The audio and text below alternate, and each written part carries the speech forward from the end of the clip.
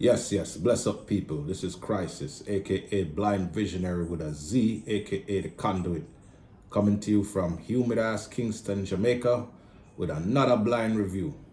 This time, I'm going to be talking about No Thank You, the latest album from female UK artist Little Simz. Now, where the hell do I begin?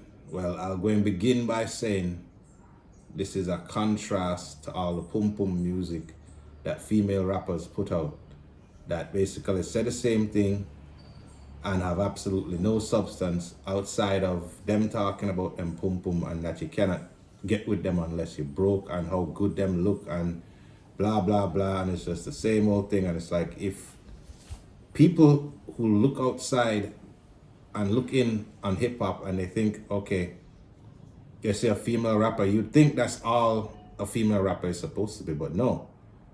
There are a lot of female MCs out there, and this is a prime example of one of them, who can be their authentic self and bare their soul without having to bare their skin, and actually end up being way more sexier than the people who sell sex, at least in my opinion. Because in my opinion, character, individuality, and being sure of yourself and being authentic is one of the most sexy things anybody can do. So big up to her for that. And it shows in her music and who she chooses to associate with, because like the production on this album is insane as far as layers and strings and live, live percussion and live vocals. Like, there's a whole bunch of choir type, gospel type stuff, but I wouldn't even say this is gospel, Jesus-y, preacher type music, because it's the furthest thing from it. I'd call this Godspel. Not gospel, Godspel. Because there's obviously a connection with her and the spiritual entity, and she's not apologetic about it. This is who she is, and you're going to take it or love it.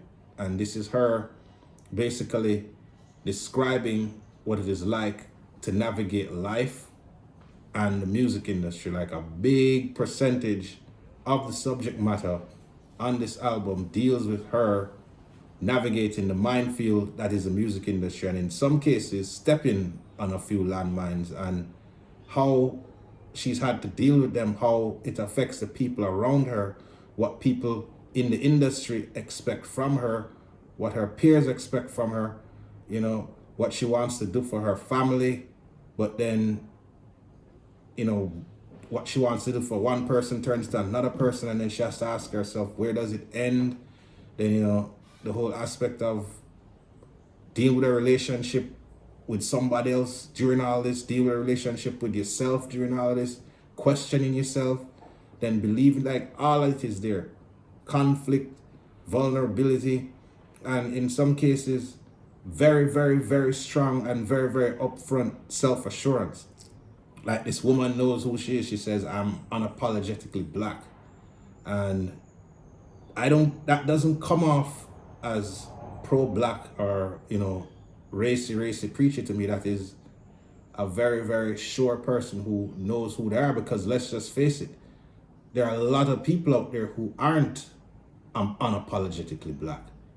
They want to kind of water down who they are or be somebody else, or it's just blatant self-hatred. So when you have contrast, you can notice it when there's so much self-hatred that is, this stands out like a blue blade of grass in a green field. Especially when it comes to someone who young women can look up to and get inspired by. This is it right here.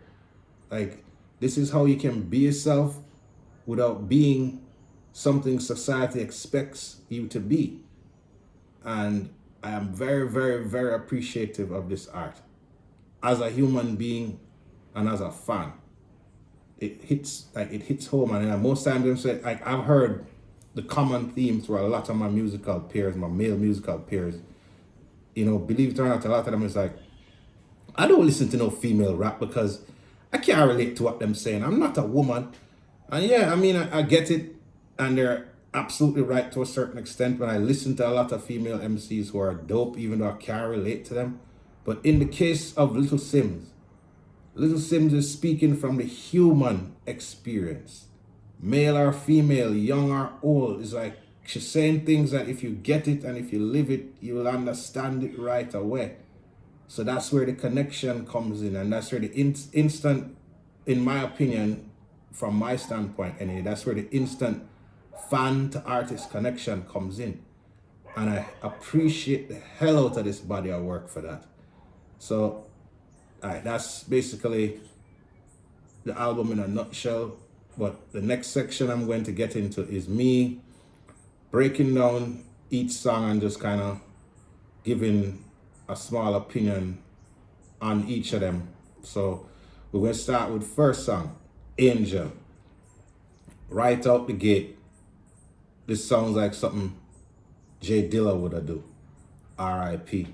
Live instrumentation, on a couple of the songs, there's an underlying theme of humming, because a lot of the things sound like they could be sampled, but I can tell that, there's little to no sampling on this. They basically recorded a bunch of vocals and tweaked them around to sound like samples in a certain way. And that's like, right off the bat with this Angel song.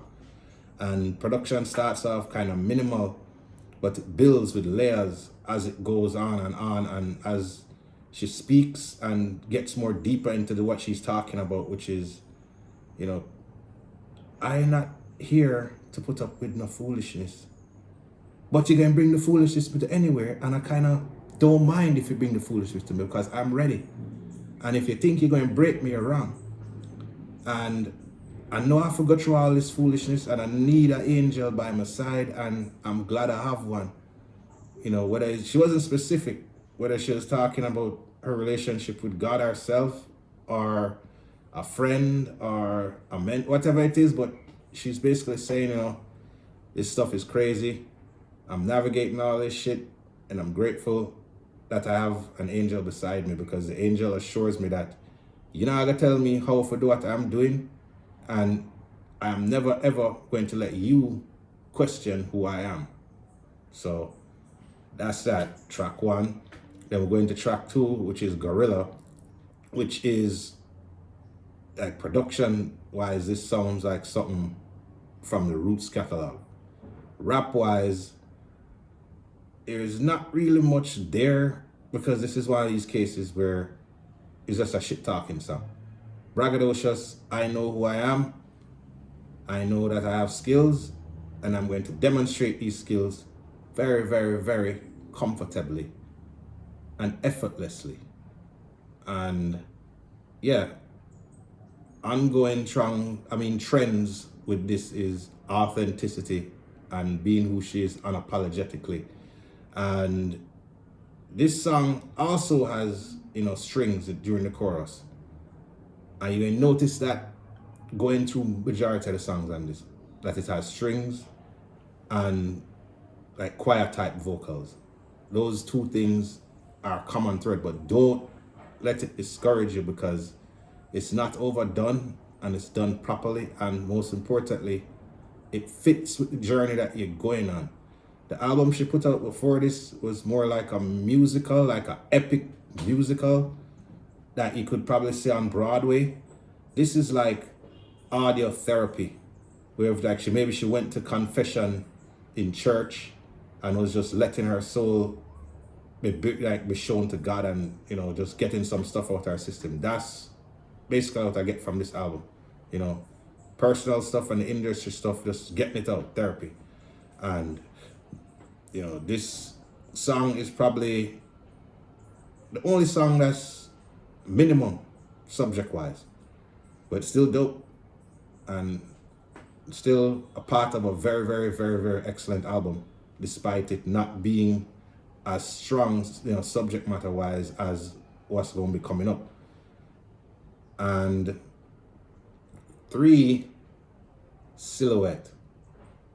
Again, back to the live moody production, where I tell you, like, I don't know if this was done on purpose or whatever, but like you have a bunch of hums coming in the music with the live instrumentation, with the strings and with the choir vocals and all of that. And there's a common theme throughout this song about finding your way, finding your purpose, not doubting yourself, and the fact that there are people around you who make you question how sure you are, even though you're absolutely sure like 5 minutes ago. And it's like, if you make those people get in your head, then you're gonna be in trouble. So I mean, you need to kind of just live your truth, believe in who you are, and walk the walk. And this is a very extensive song as far as instrumentation and like the vocal breakdowns and whatnot. And you can tell that everybody involved with putting all these songs together coming from a place of passion and wanting to make a significant difference in the landscape of music. And I appreciate the hell out of it for that. So track 4, No Mercy. One of my favorite songs. Like, I think I have 2 favorite songs and this is one of them. And it's because it is so relatable in terms of, being in the music industry and people thinking that they know you better than you know yourself, and they know what's best for you better than you know what's best for you. And they make more money off of you than you off of you. Like, it is just so unfortunately relatable. And the whole thing of, wait, you want some of my money and you're not in the studio with me creating it? You want to tell me when I can put out music? You want to tell me what my people supposed to like? You want to pretend not to be racist when you blatantly are? And so on and so on. And it's like very, very, very important words being said as far as someone who is standing up for themselves and going, okay, I'm not the one. You're not about to take my soul from me. My soul is not for sale. My soul is mine and mine only. So you're either going to deal with me or you're not going to deal with me. And yeah, like I said, one of 2 favorite songs on the album. And then now, get to track 5, X. Now, this is when you show your revolutionary, militant, I'm going to stand up for injustice type vibe. And again, this is something that could be very, very, very disastrous, but is executed very well and very genuinely. And the message that is being put across is a positive one, but it can be viewed as, this is a bit militant, this is pro-black, this is pro-Africa. It's like no, that's not the case. This is a social statement that needs to be said, and it's not said in a preachy way. Again, it's said in a way where it shines light on things that light needs to be shined on. And it speaks from a perspective of her really basically saying, look here, this is a struggle. This has always been a struggle. It always will be a struggle. But without struggle, there's no progress. And yeah, it's not one of those songs that basically extends for quite a long bit of time after the actual song finishes, but it doesn't overstay its welcome, and there are no real filters in it. And you kind of vibe into it, and next thing you know, you're like, holy shit, it's been like 5 or 6 minutes. And that's testament to good music, when you get lost in it, when it draws you in and you're like, yo. So yeah, not a consistent song. 6. Now this is my second favorite song, Heart on Fire. again, back with the humming theme for the production. Like I said, I don't know if this was intentional or it just ended up being this way, but you know, this again is her touching on how messed up the damn industry is. Like, I think like people who listen to this album who aren't in the industry gonna get something from it. And people who are in the music industry, they're gonna be like, oh God, she's speaking to my soul. Like she gets it. She gets it. And yeah, this is her getting it on steroids. I mean, dope beat. And the fact that you have the choir singing and stressing the fact that this is a struggle, this is a challenge, but break me you will not. In fact, you will make me stronger, you will inspire me more, and I will keep pushing. I will be on fire, but I will keep coming while I'm on fire, and you're gonna have to deal with me. Anyway, moving right along. Broken.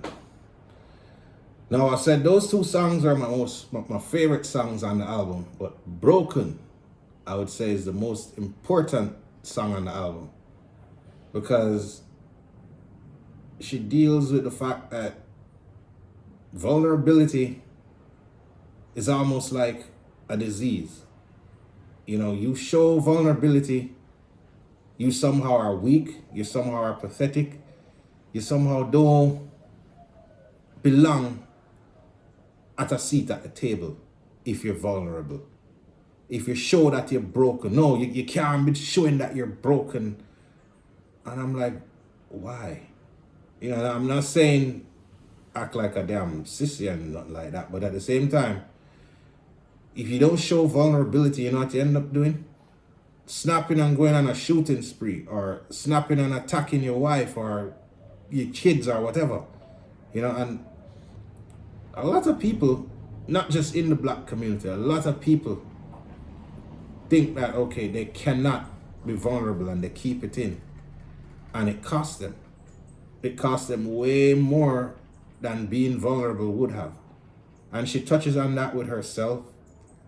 She touches on that with us as black people in general. And she touches on that with being an immigrant, coming to the UK and basically wanting to fulfill a dream that you have and realizing it's not as easy as it is, and oh well, life is there and life bites you in the ass, and you have to pay rent, and like you actually getting sick, so you have to pay for healthcare, and ironically the things you're paying for the problems you're paying for are coming from the fact that you're stressed out from working. So it's a never-ending cycle and you just feel broken. And that is so relatable, no matter who you are, unless like you're born with a silver spoon in your mouth. I mean, this is music that people who have struggled and who are struggling can relate to, but not in a way where hurt people and misery love company type shit. Is always like, okay, she gets it and I'm not alone, and if she can walk as powerful as she does, so can I. That's kind of the vibe that this whole album puts off. So yeah, Broken is something special. It's like, yeah, this kind of makes me put her in the light of like, she is the female Kendrick as far as having something to say, knowing herself, and being a very powerful being. So then we have Sideways. Now, Sideways is probably my least favorite song, but it doesn't mean it's a bad song. It just means it's just an okay song amongst a lot of very, very, very, very great songs. And it's also probably, I think, the shortest song on the album, where they do this thing where you hear a vocal sample that's sped up, that's been done a million times before, but then you realize, oh, it's the actual live vocals that they're treating like a sample, because then you hear the live choir vocals come over it. So even though I really don't feel, I really can't get into the actual production. The layered choir vocals make up for it, and don't really remember what she's saying on it. It's not really, yeah, this is like the one moment where I'm like, okay, maybe this is like an interlude or something. Like, I mean, this is what happens when you set the bar so damn high, little Simz. Like, if this song was somewhere else, it would have probably been better, but amongst these songs, like, yeah, damn. So, but anyway, track number 9, Who Even Cares? Now, this is, I think, a standout song in terms of sonically. It doesn't sound like anything else on the rest of the album. In fact, it reminds me of something that my sister and her band, The Internet, would do. Big up, Sid. She actually reminds me a lot of Sid as far as who she is as a person, how she carries herself, and what kind of music she does. So it would be dope if one of these days they would do a collab. But like this is a cool song. Cool song that's basically reflecting on shit and saying a lot of stuff that's said before, but in a different, more laid back, melancholy way. And yeah, cool song, cool vibe. Last song is number 10, Control. And this is a minimal song as far as production is concerned, but that's done on purpose because of what is being said. I describe this as like if she was pillow talking to herself. There's elements of daydreaming of what she wants to be. There's elements of her having reflections on memories of experiences that she's had that she probably wanted to prolong, but they didn't end up being that way. And she's just touching on a bunch of stuff that we've all been through at some point. And at the end of the day, what is most appreciated about this entire album is the fact that she decided to be who she was and not take anything from anybody that was forced or didn't sound natural. And this is somebody who knows herself better than most people who will go through multiple lifetimes. That's why I said before, and I'll just stress it out, that this girl is an old soul with a whole lot of talent and a really, really bright future ahead of her. Like, I think this is just the tip of the iceberg as far as what she can bring to the table. If the last releases that she's put out is any indication, like sky's not even the limit, space is the limit. And I'm looking forward to hearing a lot more of what she has to say, because what she has to say has significant significance in this land of ignorance and women that just talk about them pum pum. So I appreciate you, little Simz. Thank you for this project. Looking forward to one day experiencing you live in concert. And yeah, big up for this excellent work, and yeah, enough respect. With that said, go buy this album or go listen to it, whatever. Just if this review has made any sense to you, then yeah, it's a no-brainer. Big up, Zine. I have spoken.